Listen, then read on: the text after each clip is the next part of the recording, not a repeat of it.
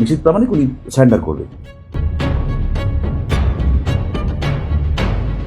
ওনাকে 15 দিনের ভেতরে ম্যাজিস্ট্রেট কোর্টে সারেন্ডার করে বেল বন্ডটা যে কন্ডিশনে ম্যাজিস্ট্রেট ওনাকে রিলিজ করবেন সেই কন্ডিশনগুলো ওনাকে নিতে হবে।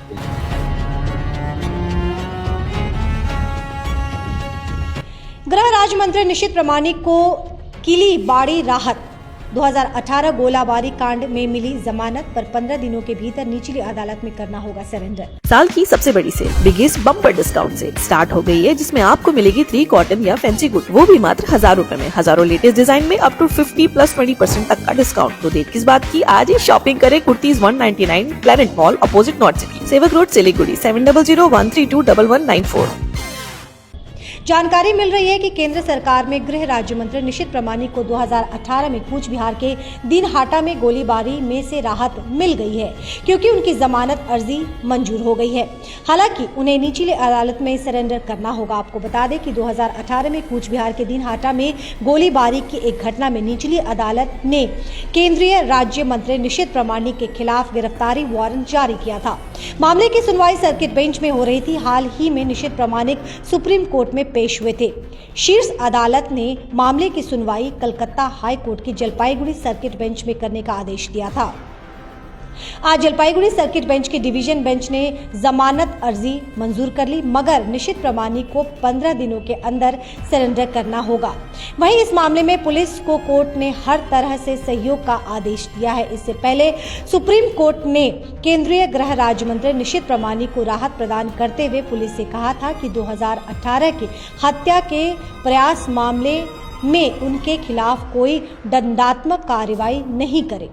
न्यायमूर्ति बेला एम त्रिवेदी और न्यायमूर्ति पंकज मित्तल की पीठ ने उनके खिलाफ जारी गिरफ्तारी वारंट को चुनौती देने वाली उनकी याचिका को 22 जनवरी को कोलकाता उच्च न्यायालय की जलपाईगुड़ी सर्किट पीठ के समक्ष सूचीबद्ध तरीके से करने का आदेश दिया था।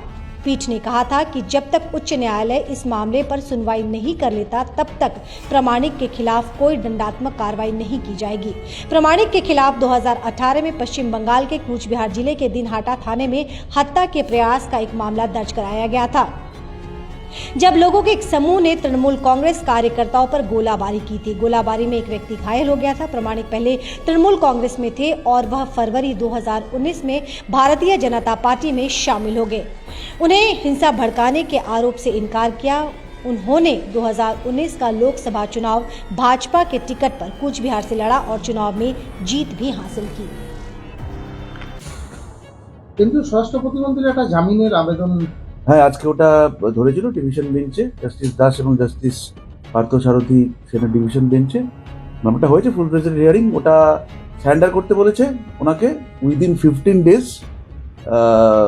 কনসার্ন কোর্টে এসিজিএম দিনাটায় সারেন্ডার করতে বলেছে। হ্যাঁ, জামিন আবেদনটাকে গ্রান্ট করেই বলেছে ওটা সারেন্ডার করতে। তাহলে বলা যেতে পারে স্বস্তি একটা। হ্যাঁ, আপাতত জামিন পেয়ে গেলেন, শুধু অফিসিয়ালি একটা সারেন্ডার। হ্যাঁ, সারেন্ডার করতে হবে, যেহেতু ওয়ারেন্ট পেন্ডিং আছে এবং লাস্ট অকেশনে অলরেডি প্রোক্লেমেশনের প্রেয়ারও গ্র্যান্ট হয়েছে, তো ওই জন্য ওনাকে সারেন্ডার করতে হবে। মানে গ্রেপ্তারির যে সম্ভাবনা ছিল সেটা উড়ে গেল। মানে হ্যাঁ, ইনভেস্টিগেশন ইজ ওভার, কারণ চার্জশিট হয়ে গেছে। যদি কোনো দরকার পড়ে তাহলে ইনভেস্টিগেশনকে যাতে উনি হেল্প করতে পারেন, ওনার কোঅপারেশন উনি করতে পারেন, সেই ব্যাপারে ওনাকে সারেন্ডার निशित प्रामाणिक उन्हीं सरेंडर कर दें। आपका आज क्या हुआ है राय? सर्वोच्च न्यायालय honourable supreme court of India ने एक इंटरिम प्रोटेक्शन पिटिशनर के फेवर में दी गई थी, तब तक के लिए जब तक कि आदरणीय हाई कोर्ट इस मैटर को सुन नहीं लेता। आज जलपाईगुड़ी के सर्किट बेंच पे honourable high court of Kolkata की डिवीजन बेंच पे एक बहुत गहन और विचार से इस मैटर पे गहरी सुनवाई हुई है। आदरणीय दोनों जो न्यायाधीश थे डिवीजन बेंच के, उन्होंने बहुत अच्छे से सारा का सारा मटेरियल देखा, सारे के सारे सबूत जाने जो उनके समक्ष रखे गए थे, और ये पाया गया कि जितने भी विटनेसेस हैं साक्ष्यों के आधार पर और मटेरियल के आधार पर किसी भी प्रकार के ऐसे सबूत नहीं बनते जो कि इस केस में प्रेजेंट पिटिशनर को कनेक्ट करते हैं क्राइम से। ये एक पॉलिटिकली मोटिवेटेड केस है जहां पर कम से कम और पूरी तरह राजनीतिक गंध आ रही है और इसी के चलते इन सब तथ्यों की समीक्षा करने के बाद आदरणीय हाईकोर्ट ने आज एंटीसिपेटरी बेल का ऑर्डर प्रेजेंट पिटिशनर के फेवर में ग्रांट करा है। जी, एलिगेशन जो थी वो सरासर झूठ थी। उनको एक 307 के केस में झूठे तथ्यों पे अटेम्प्ट टू मर्डर में रोपिन करने का एक पॉलिटिकल प्रयास था। जी, डिवीजन बेंच ने ये कहा है कि इसमें उन्होंने भी अपने ऑर्डर में ये माना है कि इसमें एक किसी प्रकार का एक राजनीतिक रंग दिख रहा है और इसीलिए पिटिशनर की गरिमा और उनकी खुद की डिग्निटी को मद्देनजर रखते हुए ये देख के कि पिछले 6 साल से किसी भी प्रकार से पिटिशनर को अरेस्ट करने का या समन करने का या तफ्तीश में बुलाने का कोई भी प्रयास के राज्य सरकार ने नहीं करा था, इन्वेस्टिगेटिंग एजेंसीज ने नहीं करा था, लेकिन अब अचानक से एक अरेस्ट वारंट जो पॉलिटिकली मोटिवेटेड है वो इशू करा गया था। इसलिए आज एंटीसिपेटरी बेल की प्रोटेक्शन दी गई है। 15 दिन बाद मैजिस्ट्रेट की कोर्ट के आगे अपीयर होकर इसमें कंडीशंस लग जाएंगी। धन्यवाद। 3 डेज बाद वो लोग जी क्या जी अपीयर करेंगे और वहां पर फिर कंडीशंस मैजिस्ट्रेट लगाएंगे। बंगला में मेरे कॉलीग राजीव मजुमदार जी आपका नाम बताएंगे। आपका जी, मैं बांसुरी स्वराज हूँ, अधिवक्ता सुप्रीम कोर्ट।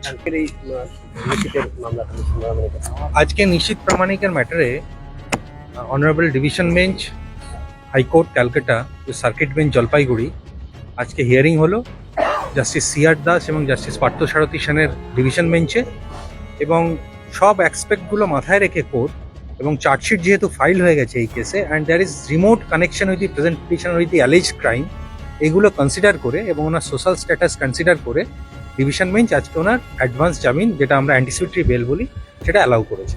তো ওনাকে 15 দিনের ভেতরে ম্যাজিস্ট্রেট কোর্টে সারেন্ডার করে বেল বন্ডটা যে কন্ডিশনে ম্যাজিস্ট্রেট ওনাকে রিলিজ করবেন সেই কন্ডিশনগুলো ওনাকে নিতে হবে। অভিযোগটা কি ছিল? অভিযোগ 2018-এ একটা কেস ফাইল হয়েছিল অ্যাজ পার ইনস্ট্রাকশন অফ নিষেধ প্রামাণিক। 2 persons were shot and they were sustained injuries and a case of 307 was registered। 307 case attempt to মার্ডারের কেস রেজিস্টার হয়েছিল ওনার কেসে। কিন্তু আজকে কেস ডায়েরি কল ফর করে ডিভিশন বেঞ্চ কোনো রকম মেটেরিয়াল পাননি যেটা রিমোটলি ওনাকে কানেক্ট করা যায় এই অ্যালেজ ক্রাইমে। প্রসিকিউশন কেস ছিল, উনি ওনার ইনস্ট্রাকশনে অ্যালেজ ইনসিডেন্ট হয়েছে, কিন্তু জাজেস finding that there are remote connection with the present petitioner with the alleged crime. On that ground, the anticipatory bail has been granted. There is a court has smelled something regarding political vendetta regarding the present petitioner, and court also stated that regarding the position and status of the petitioner, as because he is not trying to abscond or neither he is going to avoid the process of law, সেই কন্ডিশনে ওনাকে আজকে division bench অগ্রিম জামিন দিয়েছে। নাম আর পরিচয়। Rajdeep Majumdar, high court Calcutta.